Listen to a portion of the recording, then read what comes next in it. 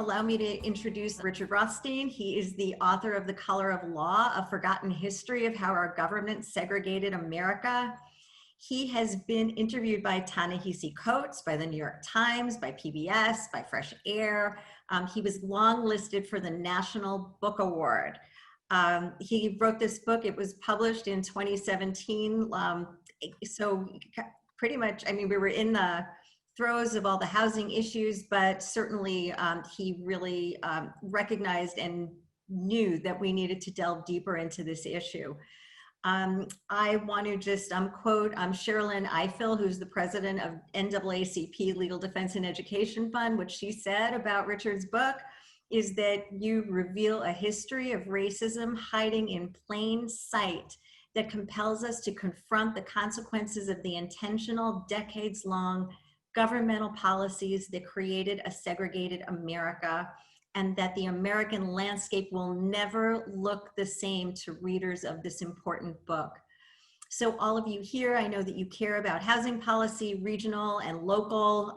So read this book if you haven't already. And Richard, thank you so much for joining us. Thank you, Lisa. It's just such a joy. So I was thinking that how we would start is for you to, perhaps you could tell us a little bit about what spurred you on to write this book. Well, sure. I was an education policy writer. I didn't know anything about housing. In fact, all I knew about housing was what I learned from my daughter. But I was an education policy writer, and briefly I came to the conclusion that the biggest problem facing schools was segregation. Schools are more segregated today than they ever have been in the last 45 years. And the reason they're more segregated is that the neighborhoods in which they're located are segregated. And so I began to think of neighborhood segregation as an educational problem. And I began to look into it a bit, and the deeper I got into it, the less I was thinking about education, and the more I was thinking about how enormous our problems in housing are, and particularly those that create a pattern of segregation in every metropolitan area of this country. One of the things in reading your book that I personally was most astonished by, or not only learning about the government choices around stabilized housing, around the history of that housing, which is something I think actually that to talk about, but also some of the people I was thinking about, I think it was George Romney, people that tried to stop or tried to thwart the governmental policy because they knew that, that what was happening was really wrong. Well, yes. Shall I comment on that? Please do. Sure. You know, George Romney, a very interesting character, the father of the present senator from Utah. You know, we've had a lot of talk lately, and probably many of you know about the Trump administration's repeal of the furthering fair housing, affirmatively furthering fair housing rule that the Obama administration implemented. George Romney had a much more aggressive rule than what the affirmatively furthering fair housing rule was in the Obama administration. That was in 1970. He was the Secretary of Housing and Urban Development in the Nixon administration. He understood what we've all forgotten. And you know, Lisa, the subtitle of my book is A Forgotten History of How Our Government Segregated America. It was well known as recently as when George Romney was Secretary of HUD. He knew that the reason we had a white noose, he called it that, around every metropolitan area of the country was because the government had created it on an explicitly racial basis. And he adopted a program called Open Communities, which was very similar to the affirmatively furthering fair housing plan, but much more aggressive. He proposed to withhold funds, federal funds under the Community Development Block Grant Program from any suburb that refused to desegregate, that refused to take explicit action to desegregate, including accepting of public housing, not just affordable housing, and changing its zoning rules. And he actually withheld federal funds from 3 suburbs under this open communities program, went much farther than the Obama administration ever got to go. And the 3 suburbs, one was outside Cleveland, one was Baltimore County, and another was Warren, Michigan. And there was a backlash, a white backlash against this program. And Nixon, who was feeding the backlash, reined George Romney in, forced him out as Secretary of Housing and Urban Development, canceled the Open Communities Program. And we haven't seen anything so aggressive since, including the Affirmatively Furthering Fair Housing Program. The lesson I learned from that is that in order to do anything about residential segregation in this country, we need a mobilized civil rights movement that's going to support those kinds of programs. And that the biggest obstacle we face to desegregating this country is not people who consider themselves conservatives, but people we call NIMBYs, people who think of themselves as progressive and liberal, except when it's in their own community. And so we need a civil rights movement that's going to extend into those communities as well in order to make it possible to implement the kind of program that George Romney attempted to do. And do you see any people, I guess we're getting a little bit beyond the scope of your book, but do you see any policies or people right now that are, trying to, echo those movements and try to be very active in making changes today? Well, there are many, many people doing small work around this issue in different places. I recommend, I'm sure many of you already have, that you read a book by Connor Dougherty called Golden Gates about segregation in the Bay Area. And he describes some groups that are trying to abolish single-family zoning that helps to perpetuate residential segregation here in the Bay Area. There are groups all over the country that are working on affordable housing issues. That's part of the picture. It's not the whole thing, because we misuse the term affordable housing. By affordable housing, we typically mean housing for low-income families. That's the only group for which federal subsidies are available through the Low-Income Housing Tax Credit Program. But the middle-class and working-class families, disproportionately African-American, also can't afford housing in today's housing markets and are being forced to move much, much farther away from their jobs in order to find housing. Teachers, nurses, construction workers. There's a terrible stereotype that exists in the policy community that African American and poor are synonyms. Most African Americans are not poor. Most African Americans are what we call working class, lower middle class, the kinds of occupations I just named, and they can't afford housing either in many communities, particularly in the Bay Area, but around the country. And we have no subsidies available for families like that. And so they earn too much to be eligible for low-income housing tax credit units, and they earn too little to be able to afford market rate units, especially in places like Oakland and San Francisco and elsewhere in the Bay Area. So they're forced to move farther and farther away. So we do have a lot of people working on affordable housing. We have some programs in some communities of people who are helping Section 8 voucher holders move to higher opportunity communities. We have some places that are doing a better job than others in placing some low-income housing tax credit developments in higher opportunity communities. Some places that have inclusionary zoning requirements, again, typically only for low-income families, not for what we call the missing middle that's increasingly at risk of not being able to find adequate housing. So there are many efforts around the country. They're all small, and they're not supported by a national, locally based civil rights movement at this point, but I'm hopeful that one can grow. I think for people that haven't had an opportunity yet to read your book, if you would be able to summarize, and it doesn't have to be a very short summary, it could be a lengthy summary, the key points of your book and how the government did segregate housing. Well, I can talk for 3 years about this. I'll resist the temptation and try to do it short. The simple summary of the book is that we have a national myth The myth is that the reason we're segregated, and we're segregated in every metropolitan area of the country. I've lived in many of them. Every one that I've lived in had clearly defined areas that are either all white, mostly white, clearly defined areas that are all black or mostly black. And we have a national myth that says the reason that that's the case, and we have a term that we use for it, we call it de facto segregation. De facto segregation, it's a term that's used by all of us, blacks and whites, liberals, conservatives, northerners, southerners, easterners, westerners, any way you cut it, everybody uses the term.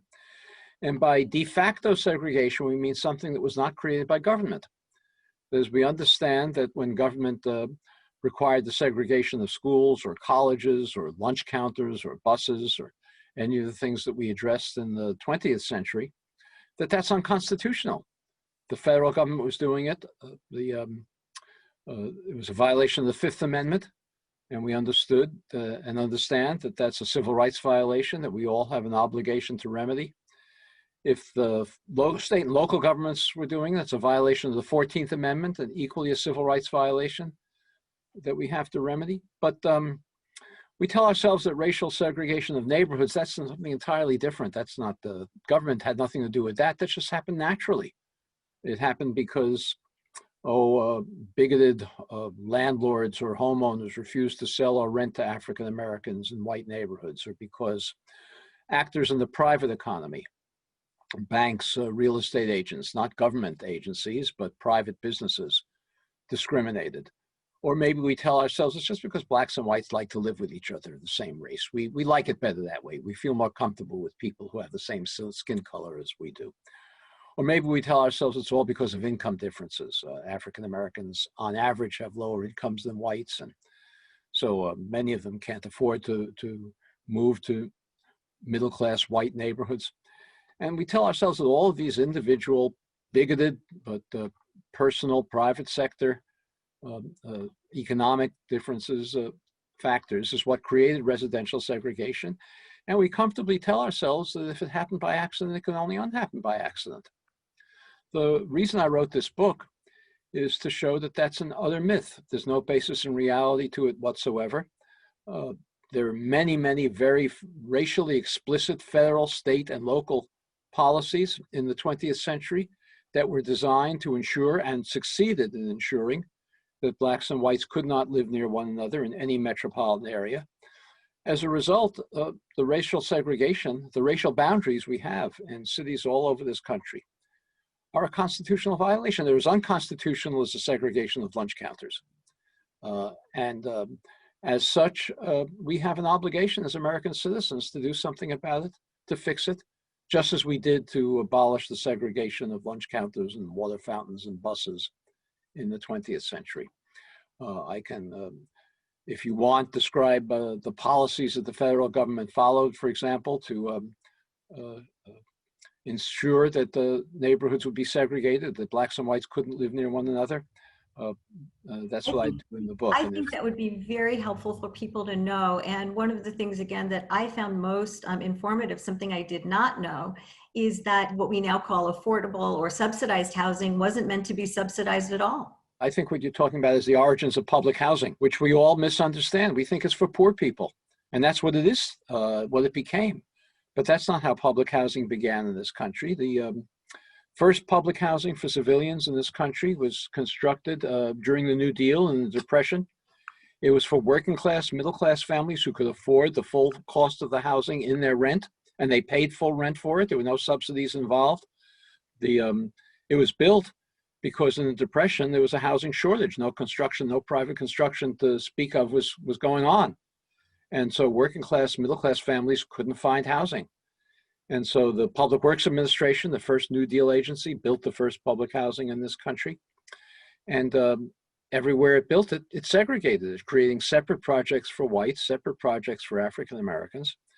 And I'll say this that I think may surprise some of you, but in many cases, it segregated neighborhoods that had previously been integrated. We would be stunned if we were somehow transported back to the 20th century to the extent of residential integration that existed. It existed because we were a manufacturing economy. None of this internet stuff going on. We were making things, and factories needed to be located near deep water ports or railroad terminals to get their parts and ship their final products. So if you had a factory district that was employing both black and white workers, they would have to live in broadly the same neighborhood so they could walk to work, maybe take short streetcar rides. But nobody was living in the suburbs at that time, except for the affluent. So the Public Works Administration went into these urban neighborhoods and built the first civilian public housing in this country on a segregated basis. It may surprise some of you to know the very first public housing project that was built in this country was in Atlanta, Georgia, which had segregated lunch counters and segregated buses and segregated schools, but integrated neighborhoods for the reasons I just described. The Public Works Administration went into an area outside Atlanta called the Flats, just outside downtown Atlanta.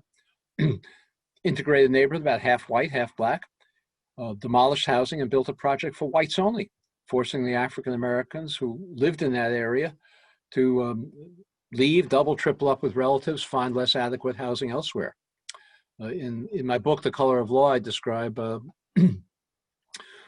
great African American poet, novelist, playwright that I'm sure many of you are familiar with. He describes in his autobiography how he grew up in an integrated downtown Cleveland neighborhood. He said his best friend in high school was Polish. He said he dated a Jewish girl in high school. Not surprising in an integrated high school, an integrated neighborhood. But that central area of Cleveland integrated. The Public Works Administration demolished housing there, built two separate projects, one for white, one for African Americans, creating a pattern of segregation in Cleveland that hadn't previously existed. In my book, The Color of Law, the Bay Area isn't the only smug, self-satisfied place that I talk about. I do talk about the Bay Area, but here's one for you. Maybe some of you have heard of Cambridge, Massachusetts, the area between Harvard and MIT, called the Central Square neighborhood. It was a fully integrated neighborhood in the 1930s. But the Public Works Administration demolished housing and built two separate projects, one for whites, one for African Americans, creating segregation there where it hadn't previously existed. Let me make one other point about this. There were very few African Americans living here in the Bay Area or on the West Coast prior to World War II. The great migration of African Americans out of the former slaveholding states into the rest of the country took place around World War I and brought black workers and their families to Cleveland and Detroit and Chicago and Pittsburgh, places like that, not to the West Coast. The great migration of African Americans to the West Coast took place during World War II. And to take jobs in war industries, like shipyards in particular. And there was no housing for them. Black and white workers were migrating. I'm not talking about African Americans alone, migrating here to take those jobs. If the government wanted the ships to be built and the other war material that was also being built on the West Coast, it had to find housing for these workers, and it did.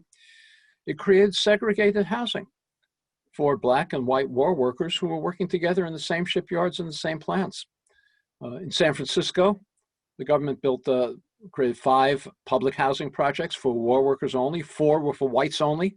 1 was for African Americans. They placed it in the Fillmore district, and that became the black neighborhood of San Francisco. Here in the East Bay, the Richmond shipyards were a major source of employment during World War II, the Kaiser shipyards in particular. And the government built segregated housing along the bay, along the railroad tracks that ran, that brought workers from Oakland up to the shipyards and in between. It built one project that I think is interesting on the along the bay in the area spanning Berkeley and Albany. It's called Colderness's Village, and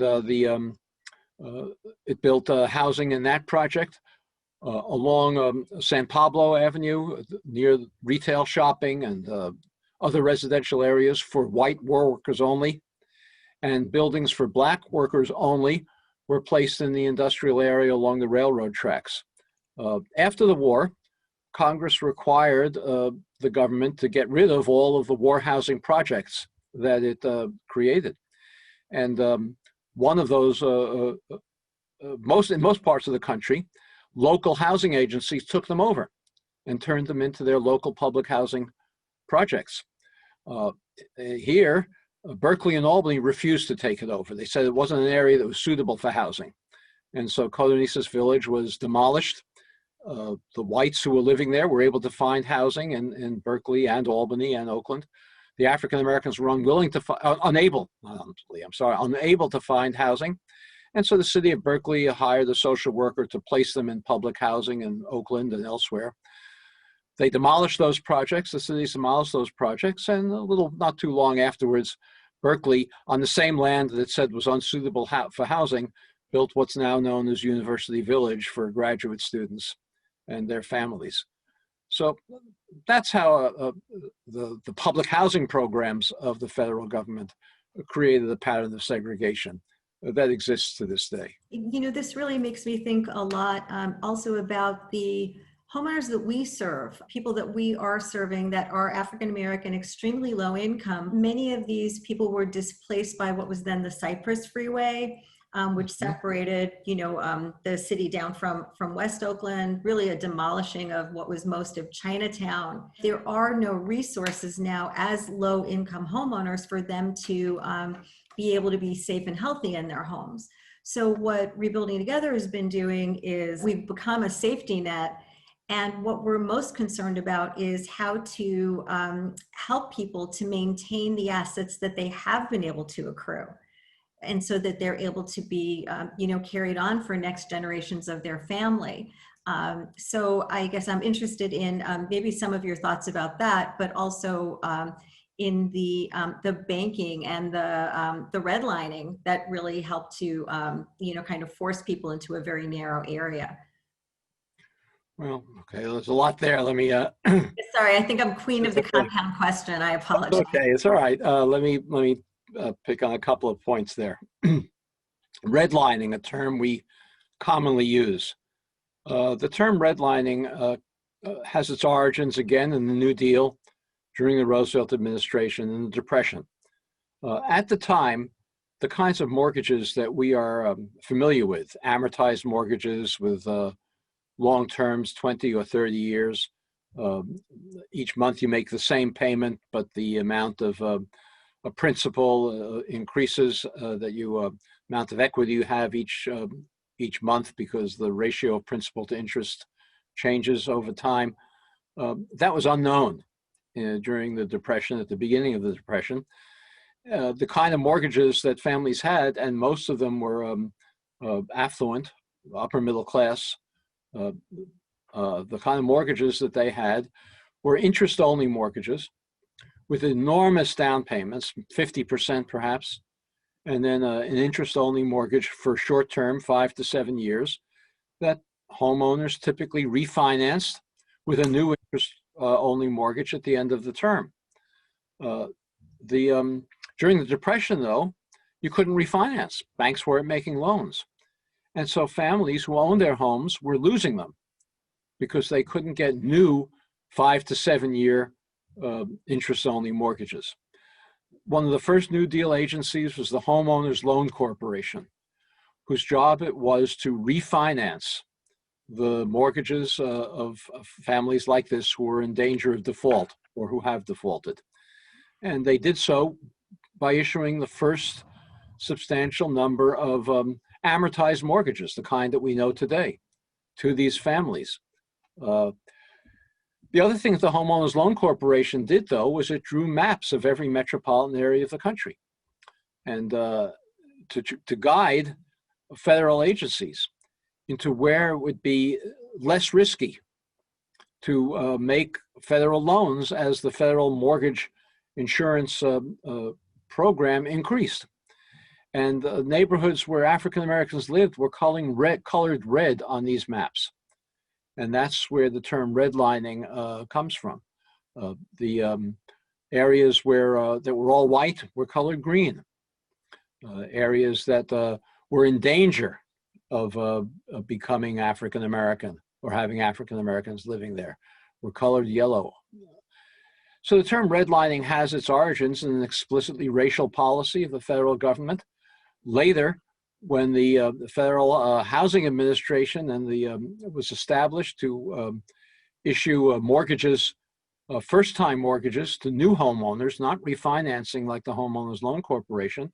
Those redlining maps were used as guides. They weren't rigid, but they were used as guides about where federal mortgage guarantees would be issued, and federal agencies stayed away from red line neighborhoods. The result is it was very difficult for African Americans to get mortgages in those areas. And if they did get mortgages, they had to pay very high interest rates because the federal government wouldn't insure them. And it depressed their incomes. And it was one of the policies that impoverished African Americans relative to whites in this country. We now typically people use the term redlining to talk about all of the federal housing programs that were discriminatory. For example, the refusal to permit African Americans to move to suburban locations that the Federal Housing Administration and Veterans Administration after World War II created on a whites-only basis. But that's not technically where the term redlining comes from. It comes from the refusal to issue mortgages to African Americans living in urban areas that were colored red. And as a result, in many parts of the country where African Americans couldn't get conventional mortgages at all, not just mortgages at high interest rates without federal insurance, a contract system developed, like buying a house on the installment plan, that speculators would so-called sell. They weren't really selling them any more than a department store would sell a garment to somebody that they put aside and made payments on, and the department store would repossess it if they missed a payment. Same way African-American homeowners who couldn't get federally insured mortgages, FHA mortgages, the way whites could in these red line neighborhoods, had to buy homes from these speculators on a contract system. If they missed a single payment or even were late on a single payment, the speculators could repossess the homes and the families had no equity in them. So it was difficult. I think that if I'm understanding what you found and all of this history tells us it was very difficult for people to, quite an achievement for them to have been able to achieve having the equity in their homes, to own their homes and to have that as an asset. Do you have a sense of what, I actually don't know what percentage of the population has been impacted in that way. I don't know if you have a sense of what that is. Well, the African American home ownership rate is much, much lower than the white home ownership rate because of the policies that, in part because of the policies that I've described. I don't recall the exact figure. I think that the white home ownership rate is somewhere in the 60% range, and the African American home ownership rate is maybe 15 points lower than that. It was higher before all the foreclosures took place during the collapse of the housing market after 2008. It was never as high as the white home ownership rate, but it's at a low point now and hasn't really recovered from that collapse. And of course the essence of that too is that that's part of the cycle of poverty and the impact of the housing segregation that was really engineered. I wonder now, you've talked a little bit about the changes, potential changes in zoning. I wonder if someone's actually asking an interesting question now, if in your research, if you found why the lawmakers really made this turn to really try to stop the home ownership and the equity or the wealth development for African Americans. I'm sorry, Lisa, were you talking about zoning now, or? Oh, I'm sorry. I actually apologize. I made a little bit of a pivot there. I saw someone had a very riveting question, which is about, in your research, if there was a reason behind sort of this very strong pivot that the government made to really codify this kind of segregation. Well, we haven't really talked, except I just alluded to it briefly, we haven't really talked about the biggest program that the federal government followed to segregate the country. And that was well, first it was, there was privately developed war housing with federal funds during World War II. A good example of that is San Lorenzo in the East Bay, for whites only, explicitly for whites only. I think it was the Navy Department that subsidized the construction of San Lorenzo.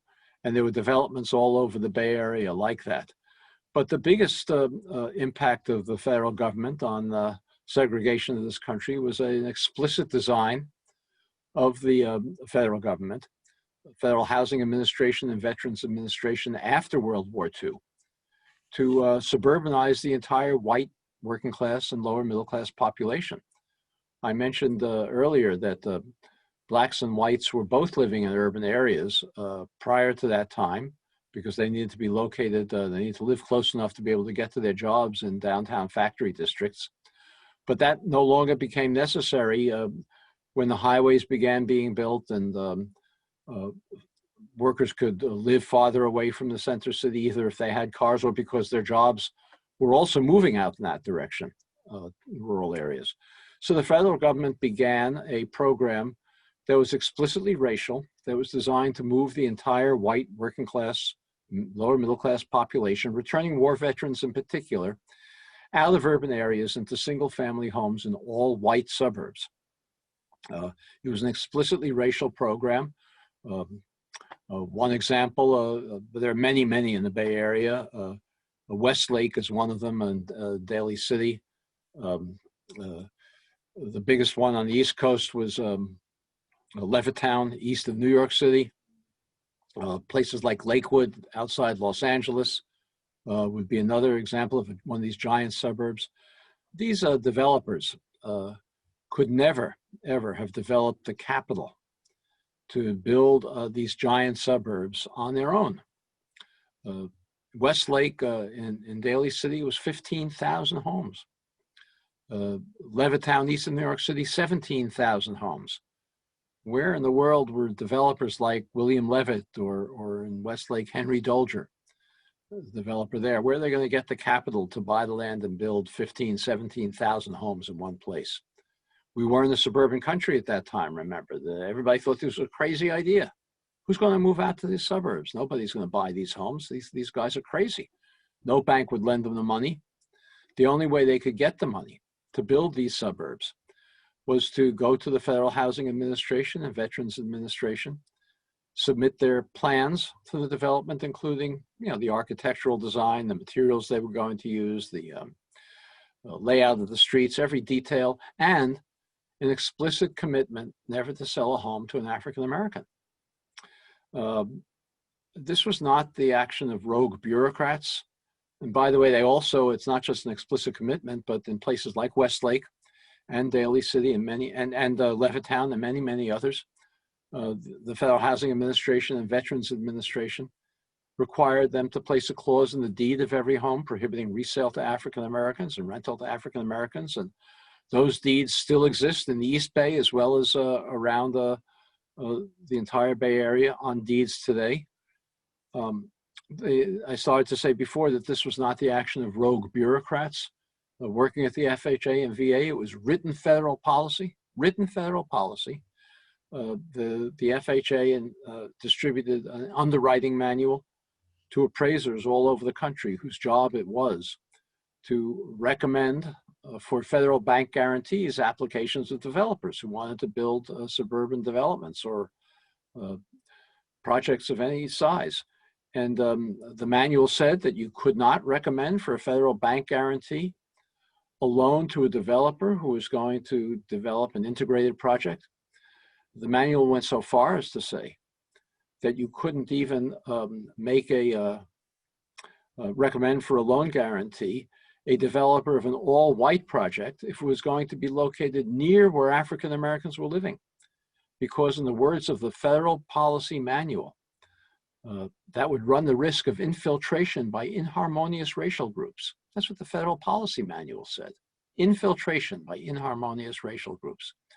In my book, The Color of Law, this is not an East Bay example, but I have a photograph of a 6-foot high, half-mile long concrete wall the developer in Michigan, had to put up to separate his proposed development from a nearby African-American neighborhood as a condition of getting a federal bank guarantee for his loan to build the development.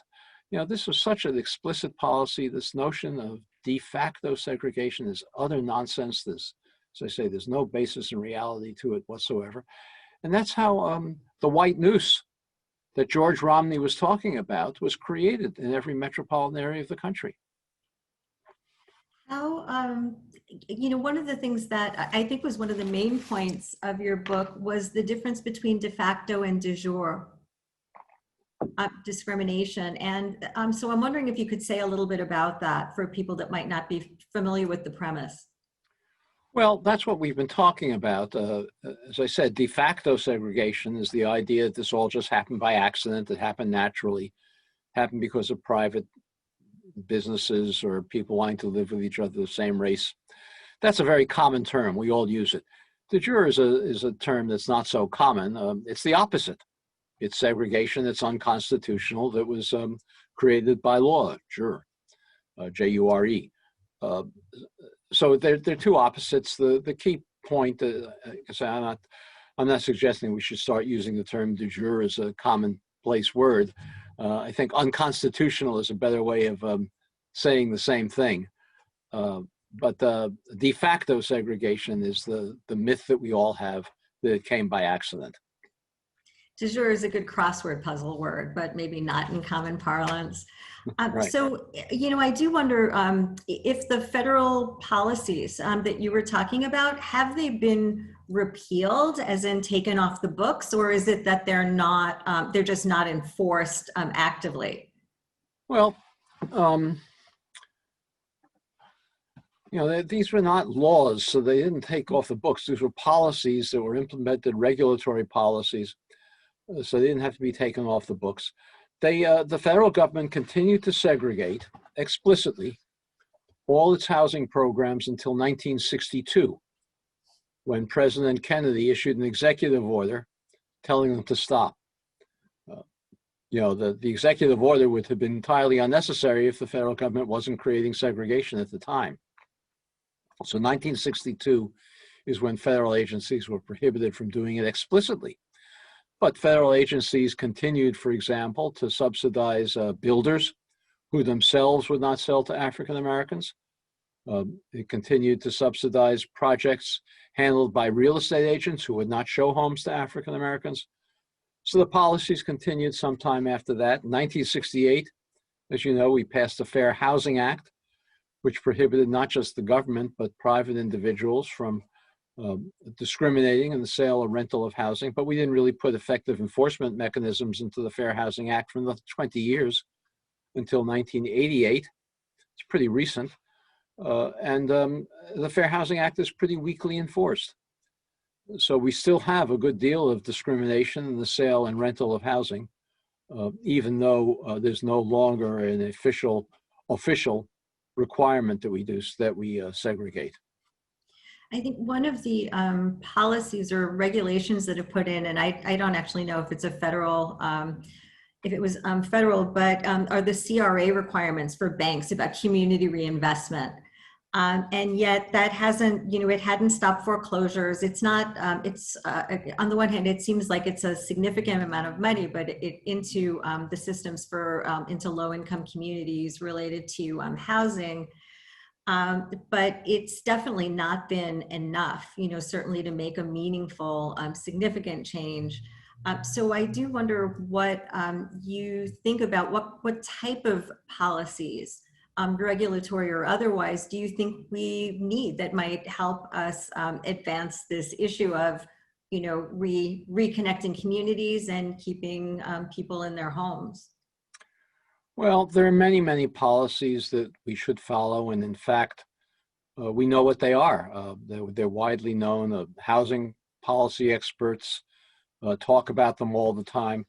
What's missing is not policy ideas, but a new civil rights movement that's going to be as aggressive as the civil rights movement of the 1960s in insisting that these patterns need to be reformed. I can give you examples of policies that are constitutionally required, even though the court at this point doesn't recognize it.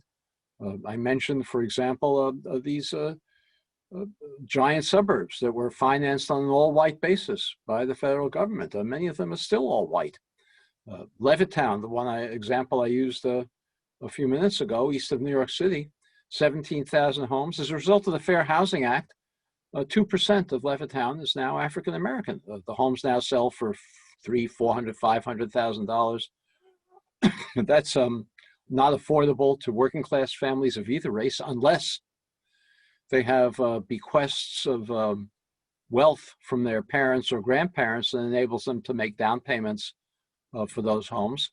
And the only people who have that are typically whites, because when African Americans were excluded from these post-war developments that appreciated in value, they didn't gain the wealth from the equity in homes that whites did. So we have these suburbs. Levittown, as I say, is now 2% African American, but it's in a neighborhood that's about 17% African American. So what do you do about that 13% that the Fair Housing Act is incapable of addressing? Well, it seems to me that you need an affirmative action program in housing to remedy the constitutional violation of how that community was created. Federal government should be buying up homes in Levittown, $300,000, $400,000, $500,000, whatever they cost, whatever the market rate is, and resell them to qualified African Americans, to working class and middle class African Americans, who otherwise would not be able to afford today to live in communities that were easily affordable to African Americans at the time that they were built, when they were excluded. So that's one policy. Zoning reform is another one. We ought to be abolishing single-family zoning, and I know there have been efforts in California, and particularly here in the Bay Area, to do that. It's unsuccessful. There hasn't been enough political support to do it. There have been two efforts by, I guess, State Senator Scott Wiener to abolish single-family zoning and near transit stops. Unsuccessful. So we need a new civil rights movement that's going to make it uncomfortable to maintain these present patterns. And I think you've mentioned that a few times about a new civil rights movement. And so I do wonder what type of actions do you think that community leaders and community members should be taking to really help push that needle forward? Well, there are many, many of them. I can give this to you in the chat, and you can distribute it to your attendees. About 6 weeks ago, I published an article in the New York Times in which I focused on San Mateo as an example. San Mateo I focus on one community in San Mateo called Hillsdale, an all-white community of San Mateo, which was created on an explicitly racial basis in the 1940s for working class families. The homes sold there for, at the time, for about $5,000 in the mid-1940s. In today's money, as I say, it's roughly $100,000. Today in Hillsdale, those homes sell for $1.5 million. So anybody who was a white family who bought that home and kept it in subsequent generations gained over $1 million, well over $1 million in wealth that they hadn't earned as a result of the appreciation and value of the home. Well, in this article, I described the builder, the developer of this community, the bank that financed the builder and the mortgages in that community when it was first built, and the real estate agent who handled the sales to whites only in that community. And each of these still exists today.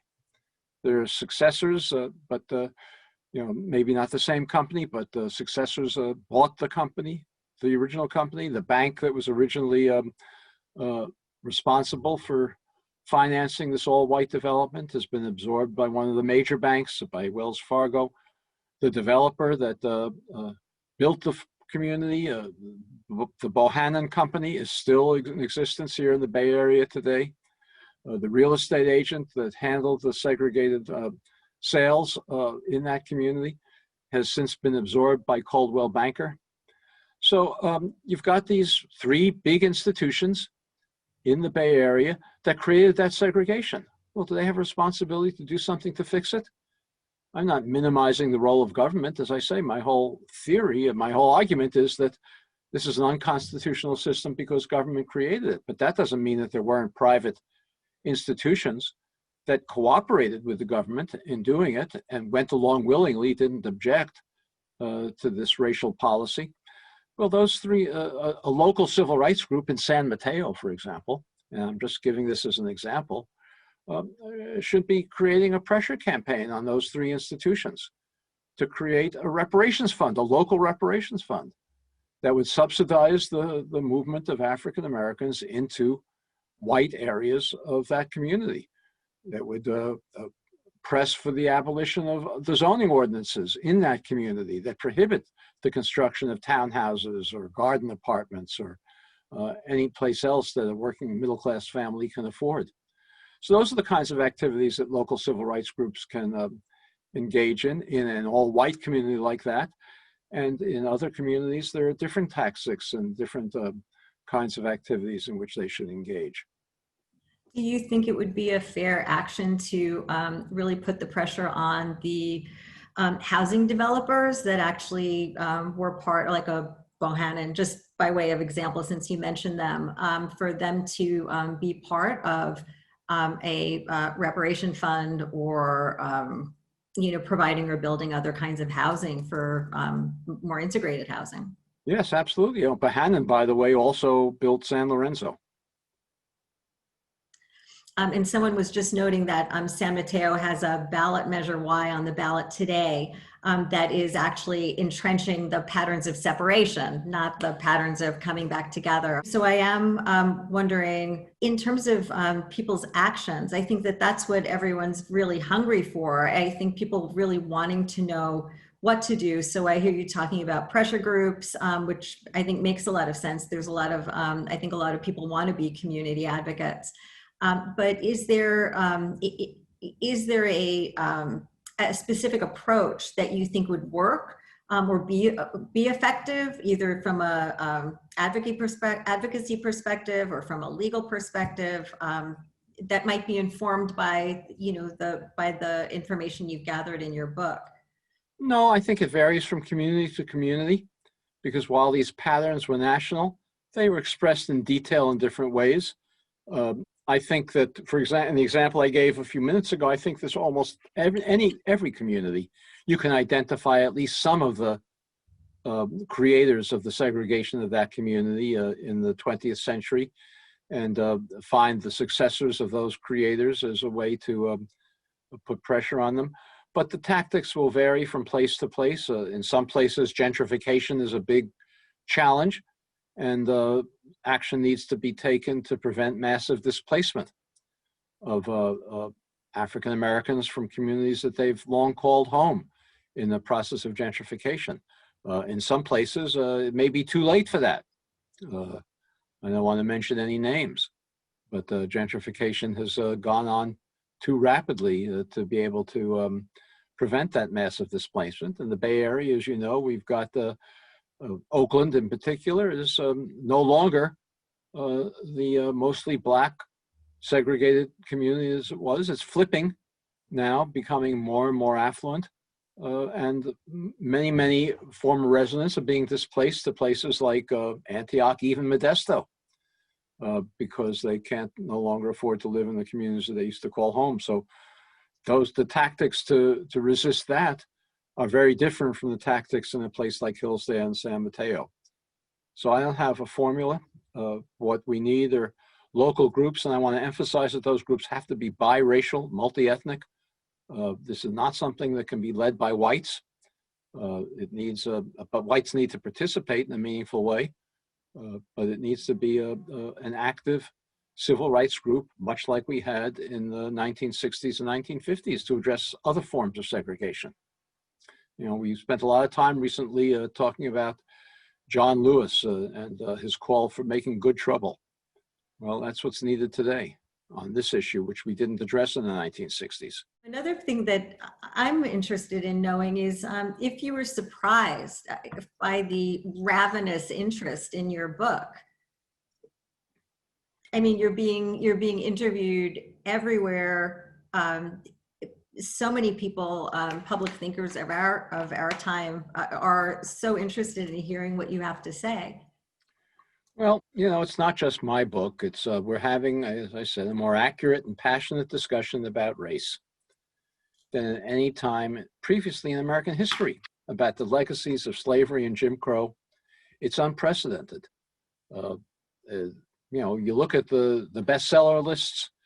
My book is on it. That's surprising, but it's virtually every book on it on the nonfiction bestseller list is about race. So we're having this conversation. It's unique. It's unprecedented. Out of it, I'm hopeful that the new civil rights movement can grow. It's astounding how rapidly this happened. And so, yes, I'm surprised. I had great difficulty getting this book published.